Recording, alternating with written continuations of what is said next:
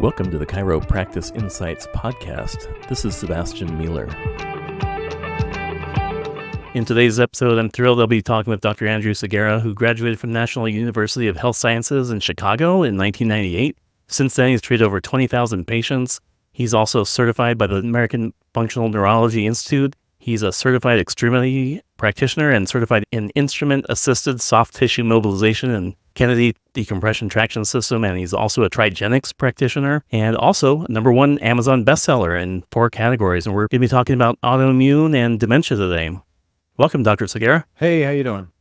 Good. So let's start with maybe you just sharing kind of the bullet pointed version of your story and why you do what you do. Well, I think, most of us doing this, I'd like to say have some attachment to chiropractic, and I got exposed falling off a neighbor's garage, believe it or not, 47 years ago now. And my mom had always gone to one on and off and things like that. So, I got exposed to that. But, it's always about trying to help people. I mean, that's why we do this, I like to believe. And then there becomes a point, you go to school and you start to see it working maybe a little bit, I don't know, when you're treating people in clinic, or maybe people are doing preceptorships now. But it's really when you get out in private practice, which most of us are in, and you start really doing it, by yourself, or maybe you're practicing with somebody else, I'm not sure, associateship, but it's cutting your teeth there and treating a lot of, obviously, musculoskeletal stuff, I think, from a lot of us in the beginning. And now we've evolved to taking on more difficult cases now. Not that we turn away anybody with neck or back pain or something like that, but there's just more to it for me that I want to get into 26 plus years later. That isn't just the typical, I've got back problems type of thing. Yeah, and you told me, there's like the schooling, right? The book knowledge, and there's the hands-on knowledge. And you've got a lot of certifications. You've experienced a lot in your 26 years of practicing. So can you share a little bit more about like what you do differently or your unique approach when you'd say compared to maybe others in the same space? Yeah, there was that learning process of being like, well, let's learn how our hands work and how far-reaching, manual adjusting or, whatever chiropractic techniques you use, and seeing the power of that happened. And now we've evolved it, I started meeting different docs, going to different seminars, learning different things that, we started going to extremity things. It's not just about spine as much and those type of injuries and chronic problems there. To now we've added, different, I think a lot of it's important now, the longer you're in practice, to differentiate yourself from the average doc out there. So we've got, decompression, we've got class 4 laser therapy, we've got HOCAMED, which is a high frequency, much more than the regular electrical muscle stimulation, or 10 units or interferential that HOCAMED will use on people that does a lot of great healing for us. It's a German piece of technology. We'll use pulsed electromagnetic field therapy. We'll do neurofeedback, brain stuff. We'll do, I just went into all this stuff to handle more difficult cases. Like I have people that contact me now that are looking to avoid a knee replacement or a hip replacement, or sure, they might have a herniated disc type symptoms that we can help them more than just adjusting them. So much that now we've got gut issues people. We've got cognitive decline people, like early onset dementia, things like that. So that's where we've been moving it the last few years.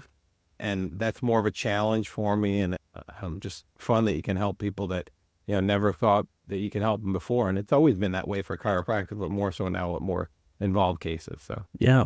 And you said something interesting about, kind of autoimmune being similar to termites, right, in your house. Yeah. So tell me a little bit more about what you find so exciting about treating autoimmune issues. Well, look at it this way, okay? Your gut has its own name as far as the nervous system goes, like your enteric nervous system. Like the most amount of neurons, nerve receptors in your whole body, besides your brain, is in your gut. More than your spinal cord, more than anywhere in your peripheral nerves outside your spinal cord or your skull, your what have you. So it's got its own system. So there's this axis that we like to call our connection between your brain, your gut, and the whole rest of your body. So if your gut's not functioning right, and you can ask anyone over the age of 50, I've got the little things you'll hear is, I've got esophageal reflux or something like that. Well, there's something going on there taking Prilosec all the time that's not being addressed. But so what happens with these people, we like to look for something now called leaky gut syndrome. There's all this research on PubMed.com and things like that. Your medical doctor will often dismiss it because when they dismiss these type of problems, even though it is in the research, it's that they don't have a magic medication for that one symptom. Okay. And that's why it doesn't really exist as much. Okay. So what we find is like dealing with leaky gut is like you have a 1-cell layer that's in your small intestine that allows things to move from your intestinal tract and move into your bloodstream. Your bloodstream is a sterile environment.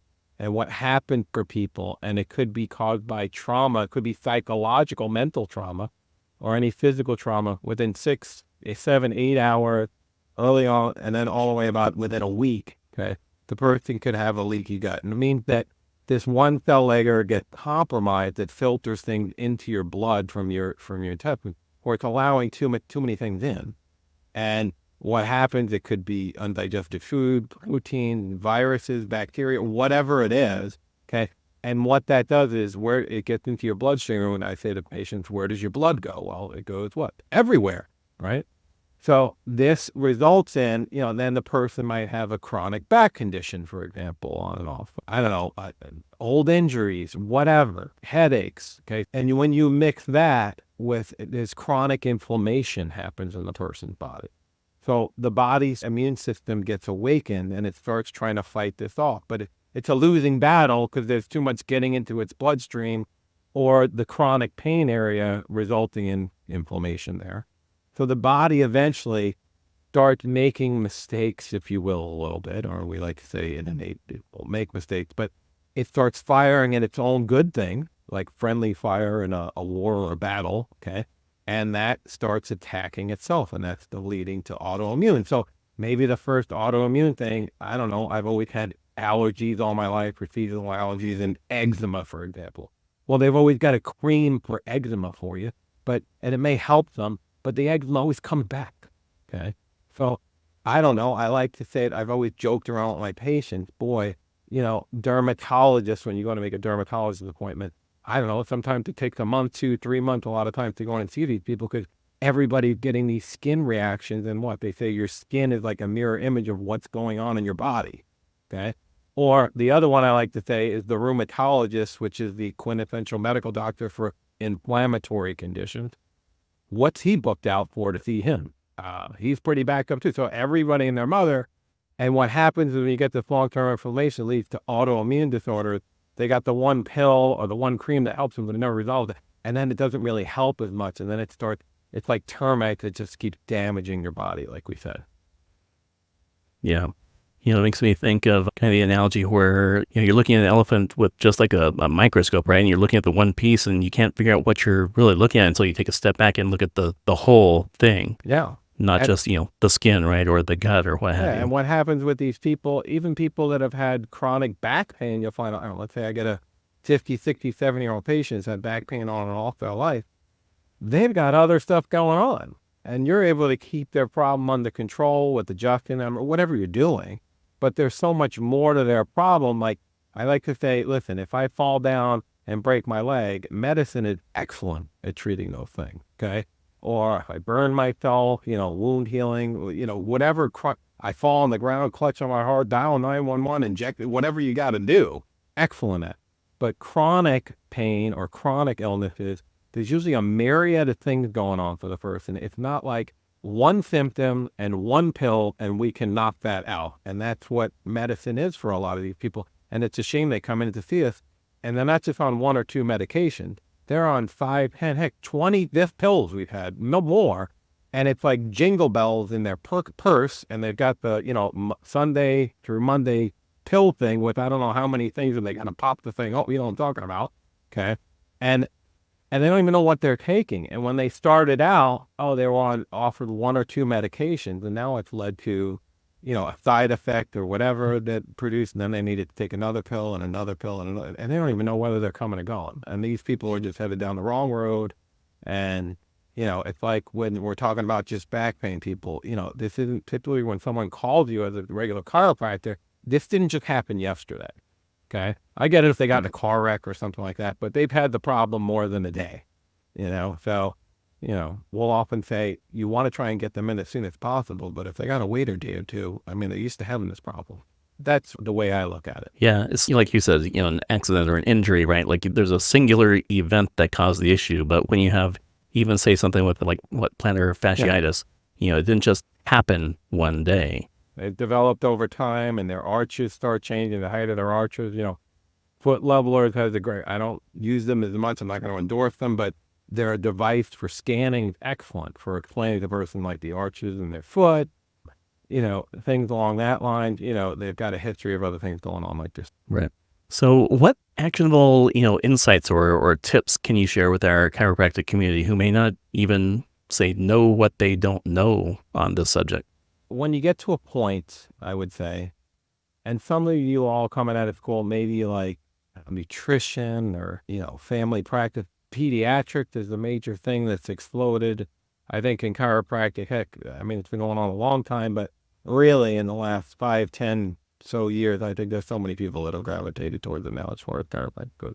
So I would say, I went to a school, national, where it's like they tried to teach you a little bit of everything. And sometimes that was good to be exposed to. But, someone stopped me a long time ago and said, be really good at 1 or 2 or maybe 3 things. You don't have to worry about trying to do 10 different things. So pick what you like treating or seeing and try and become excellent at that is my advice. Okay. Go to seminars for it. Don't just go to the seminars that, I don't know, get you the credit to keep your license. Okay. The seminars I go to don't cost $200. Do you see what I mean? Travel, get on an airplane. Sure. Everybody wants it to be in a podcast or educational online, stuff like that. But being hands-on, remember when you learned in clinic, you couldn't just teach me this over the internet on how to adjust somebody. That's impossible. So go there. During breaks, talk to other doctors that have been doing this longer, that are more successful than you are. Hang out with them. Ask questions, okay? I mean, that is so important, okay? And I'm not saying, and to this day, I have mentors, okay, that push me, that I talk to every single week, okay? And some of them, when you get close enough to them, you don't have to pay them, okay? Like you're bringing something to the table too eventually to help those guys as well. And it may not be that way in the beginning, but I think you got to be open too. I don't think you need to walk in. I think I got hired as an associate for 2 practices 20-something years ago when I first got out because I was open and I wanted to learn, okay? I was the guy that stood there with a SAMS unit and go and look this up, okay? Spinal analysis machine, okay? With 2, weight measuring things that weren't digital. It was the thing that swung back and forth when you stood on it. And with the wires looking at somebody's posture and the wind blowing at a 5K, okay, throwing all my papers around outside, okay? So you got to be that hungry, and you can't expect, okay, if you're someone new coming out of school, that people are going to come to you. You're in the wrong profession, okay? You got to blaze the trail, okay? You got to be on fire, okay? Remember the whole thing is that people are going to come and watch you burn. If you aren't bringing it every day, it ain't going to happen, okay? So you have to be a little bit entrepreneurial, what I do. That's my advice. Find your thing. Like I said, I don't turn away people with neck or back pain, okay? But the more complicated, difficult cases that there's a myriad of things going on that I go, okay, that's more interesting for me nowadays. Yeah, and it sounds like just shouting from the rooftops almost, what you have to share as you learn things and sharing with others and just being helpful. It makes me think about the book you've recently published, right? Just sharing more on the subject to help people learn more. And I mean, with a lot of books, like this is my book, okay? But there's a lot of people out there that can even, you want to do anything too that can bring you credibility, okay? So that's like getting out into the community. I don't know. I've been on the board of our Rotary Club. I've been on the board, I used to help on the meetings for the Chamber of Commerce in the county. I've been on our BNI, Business Networking International. I've been in 2 or 3 different groups there. Okay. Those are things you can get involved with. I don't know, get around with, I still do it to this day. Okay. A new Pilates studio opened up for us. So I popped my head in there. I offered, another chiropractor beat me to the punch on it. So I'm going to wait a few months, see if she's still involved with it, and then go back to them and train your own. Okay. But get out there. I don't try and establish relationships with massage therapists or, this is all for all the young guys. I don't know, trainers, nutrition people that own a business, whatever. Okay. Try and find those people and then maybe you can go that route.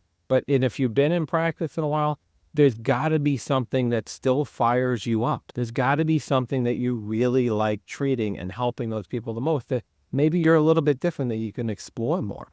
And that's the seminars where I'd get on an airplane and spend the, I don't know, $1,000 or $2,000, whatever it is, to go to some of the seminars and learn from the best, and that's what I would do. Go after what really fires you up, and right? 26 years later, something's got to wake you up out of your bed. And it's always about helping people. For me, it's now like, all right, now I got to think of my end game. I'm not going to be doing this forever, right?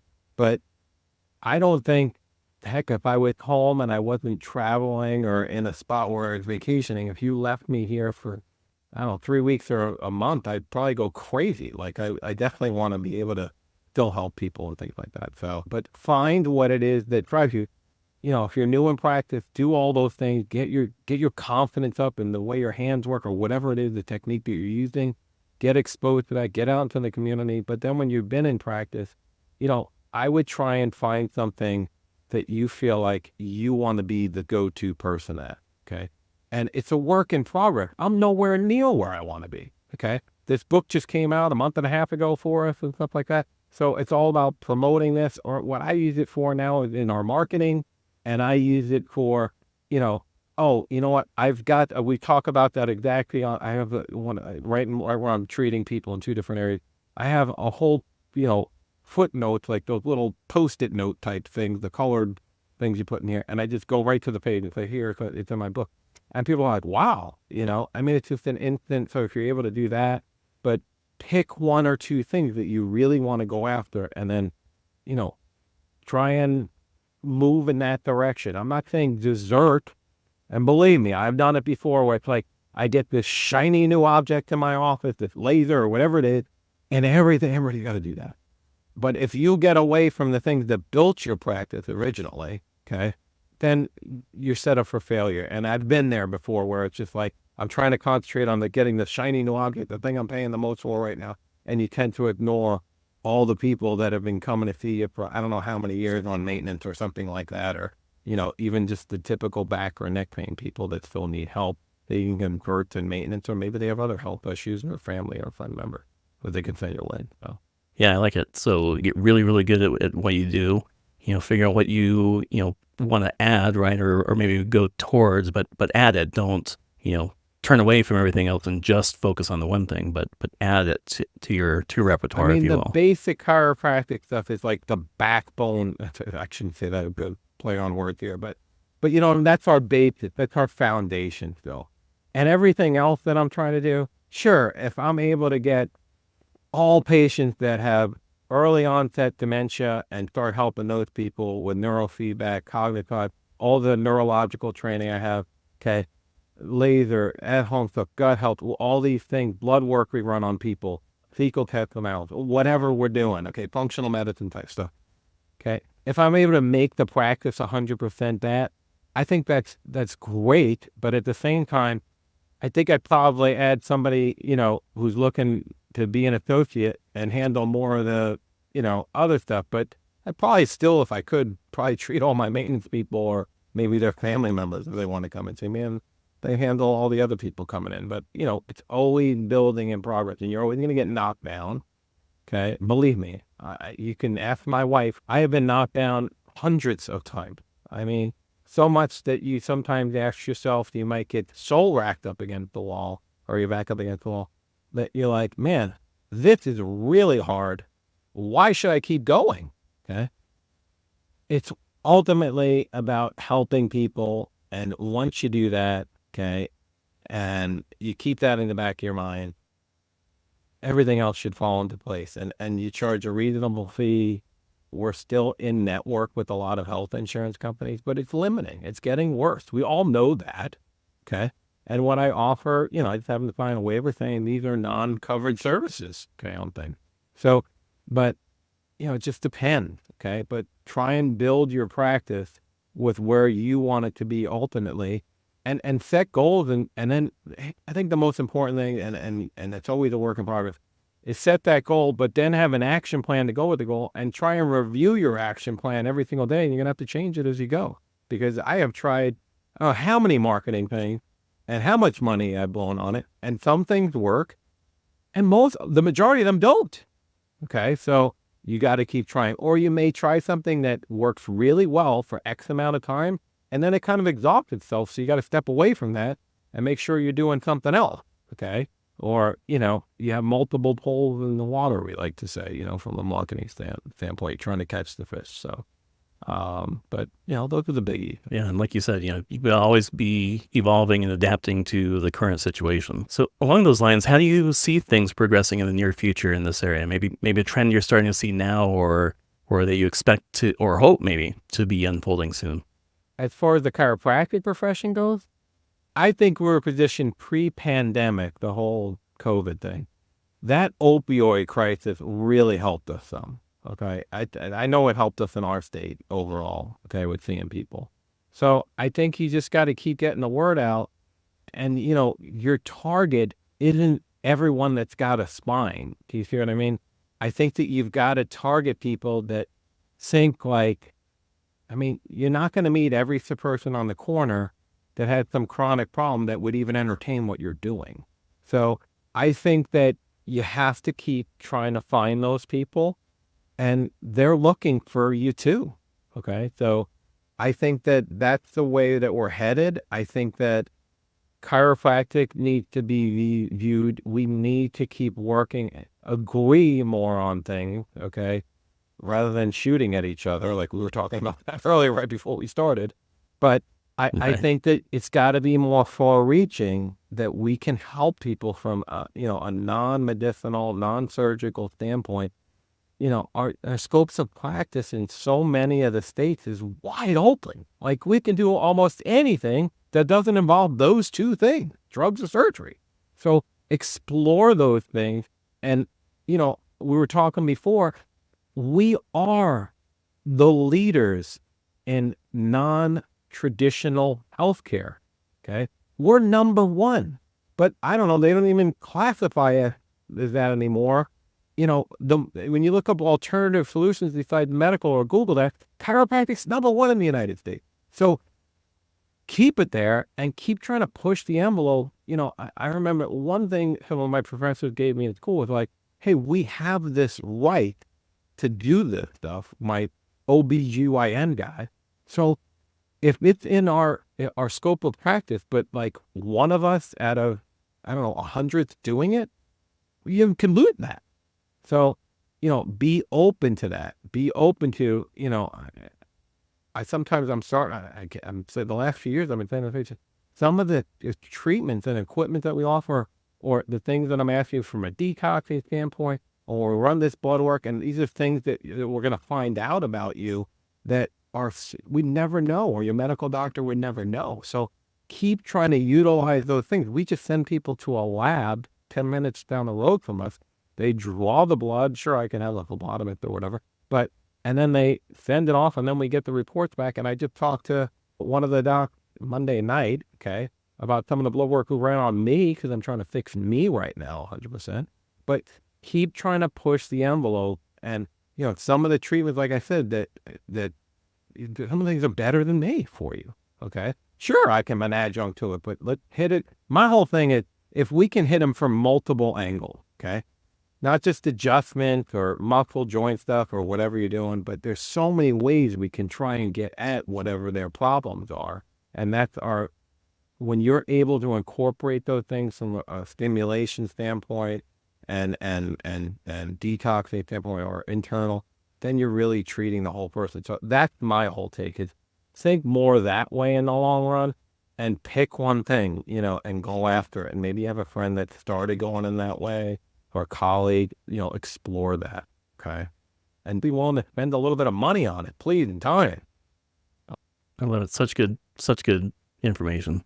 Before we sign off, though, do you have any final advice that you'd like to share with the chiropractic community, or anything we might have missed? And also, please tell our listeners, the best way to connect with. You can go to our website, harrisburgwellnesscenter.com or harrisburgchiropractic.net. We have different websites there. You can like our Facebook page. You can get me there. LinkedIn, you can look me up there. Instagram, what have you. We're playing with our YouTube channel now and all that other stuff. But, get out there, okay? Go out and give talks, okay? If you were to ask me 26 years ago that I get out in front and talk in front of people, I'd tell you you're crazy. Remember, I don't know, there's like 3 things in life that people are scared of, and one of them is public speaking or something like that, if I remember right. I think that's number 1. I don't know. Start with, how did I get exposed? I did a spinal care class. Okay. Remember, I don't know if anybody knows what that is. Okay.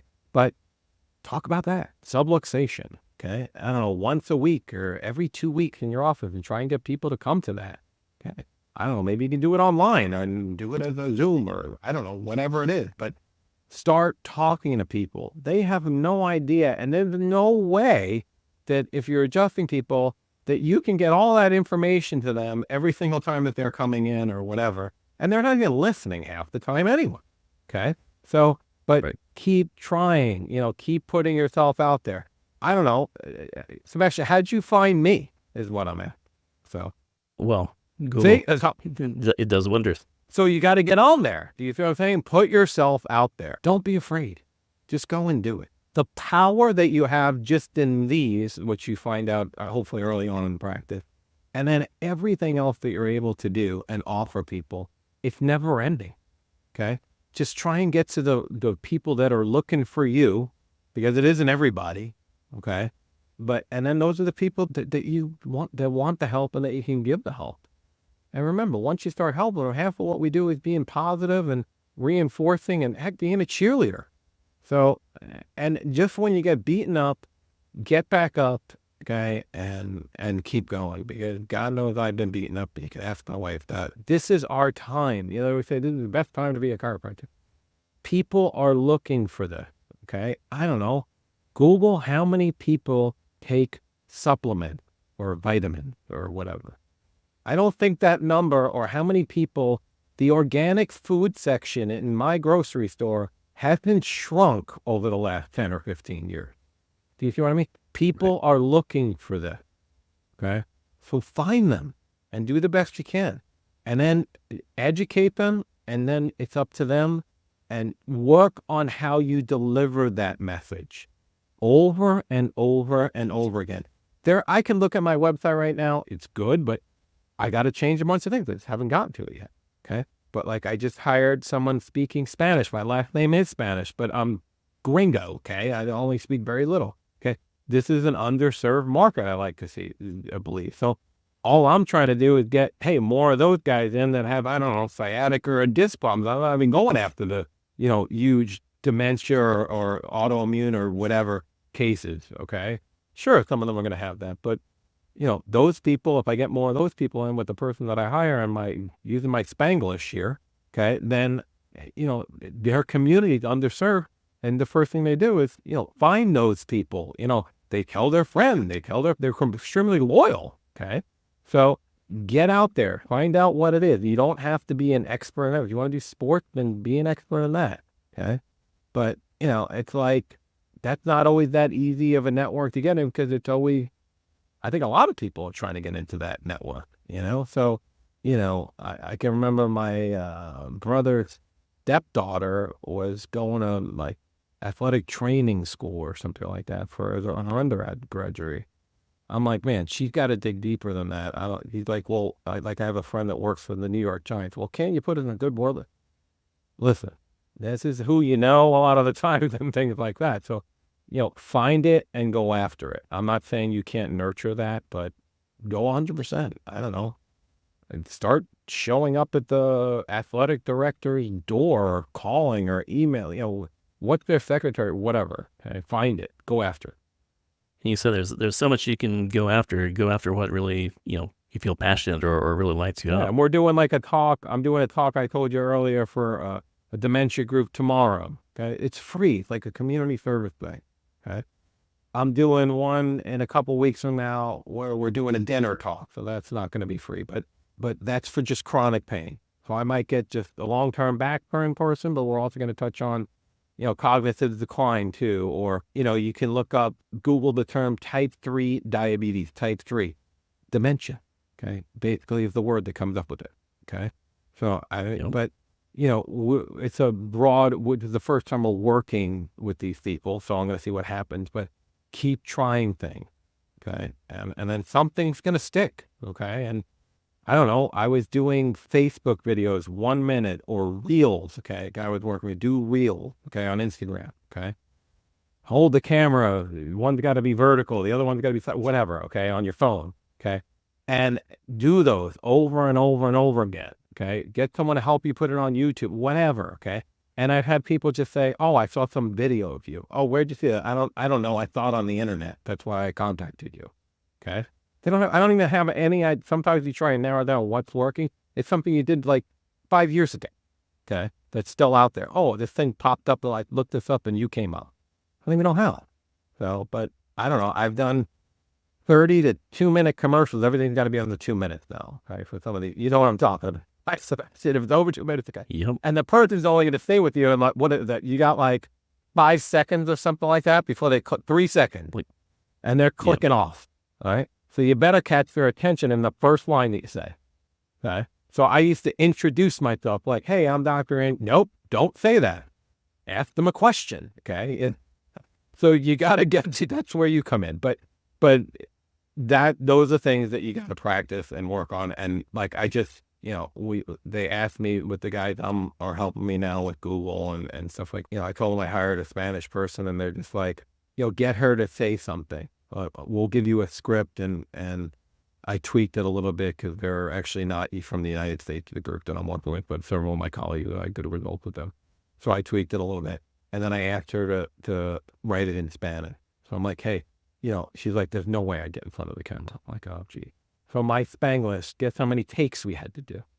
And I've only done one of the 2 videos. One's about 45 seconds. The other one's about 1.5 minutes. Okay.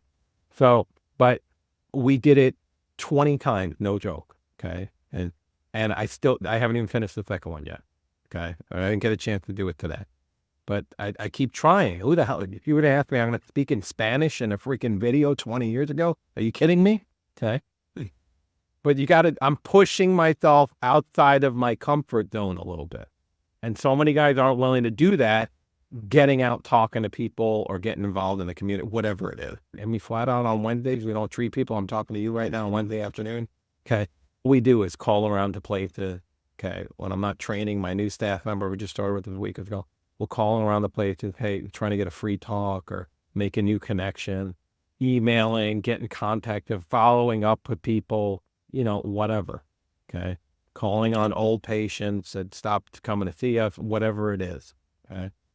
That's what we're doing. So, well, I love what you're talking about in terms of the workshop, the talks, and even the reels and whatnot. You could consider it marketing, but the way I look at it is just be helpful to people, right? Give them information, empower them, and not everyone's going to have the ears for it, but there's going to be people who do, and those are who you're going to attract in your office. They're going to say, "Tell me more." Yeah, give them free stuff. So, I don't know. I've got videos of like for plantar fasciitis we were talking about before, stretching and like strengthening things with the resistance band with the common muscles that I find involved. It's just me standing in front of a camera, my iPhone, talking for 45 seconds and demonstrating the movement. Okay, do that. I don't, whatever you can do. And it's not like, oh, you have back pain, come and see it. It's just not going to do it. Okay. So you have to hit them on certain, but you got to hit them on certain buttons, like, and it's the biggest thing you got to learn if you haven't learned it already. It's not about their pain. Okay. Everybody's calling you. Typically they have discomfort or pain. 99% of them, I would like to think, or a lot of them, just about all of them. Okay. It's how that pain or whatever that problem is impacting what they cannot do. Just talk about that. I tell my staff that all the time, and I'm not saying they're anywhere near where they need to be with it, but if they would just talk about, hey, how's your ability to sit, bend, lift with someone's back pain, sleep at night, I don't know, work at your desk, pick up your kid or your grandkid. That's all that matters. That's why they called you. It's not that they're 8 out of 10 on a pain scale. Okay. It's like, hey, let's get that under control and then make it stay that way. That's it. But you got to talk to them about that. So whenever I'm leading, and you, Sebastian, you probably know this all the years you've been doing this stuff. You got to lead with what can they not do? What have they tried? I think we were advertising in the Spanish thing, they wanted me to do a neuropathy one. I'm just trying to get them in for back pain or something like that, or sciatica or something. Okay. So it's like, oh, do you have tingling, burning, or numbness in your feet? Do you feel like your balance isn't what it should be? I don't know, we're saying this in Spanish. Okay. Do you feel like, the medicines that you've been prescribed or the things you've done just really aren't getting you where you want to be? Okay. I'm like asking them these questions. How I lead the first 3 sentences into. Okay. And then I get into hey, I'm Dr. Andrew Segarra, I don't know, you know what I'm talking about. But I think that's what I think I led with in that, So. Yeah, I get attention from what resonates with them. Like what's happening to them every day. That's all they care about. And you just talk about, that's the other thing. You just talk about them. Try and not talk. I mean, if someone asks me, hey, what are you doing this week? I'm not going to be like up yours. I'm not going to tell you. Okay. But, you talk about them. Hey, how you got Mother's Day this weekend. I've been mentioning that to women all week. Okay. When they get warm. I hope you have a great Mother's Day. What did your son or your children, I said, oh, they're not doing anything for me. What I'm trying to say, well, have a happy Mother's Day, whatever. Okay. What's going on in their life? Hey, how's your ability to sit we're supposed to have a baseball game tonight. Can you sit in the damn bleacher? A hard metal thing? Talk about that. So. Love it. Well, thank you so much for sharing your insights with us today, Dr. Segarra. We'll make sure to link to your book in the show notes in case anyone wants to take a closer look at that, as well as the, other topics and things we covered today by going to growyourchiropractice.com and going to the podcast section. Thanks again so much, Dr. Segarra. Yep. All right. We'll talk soon.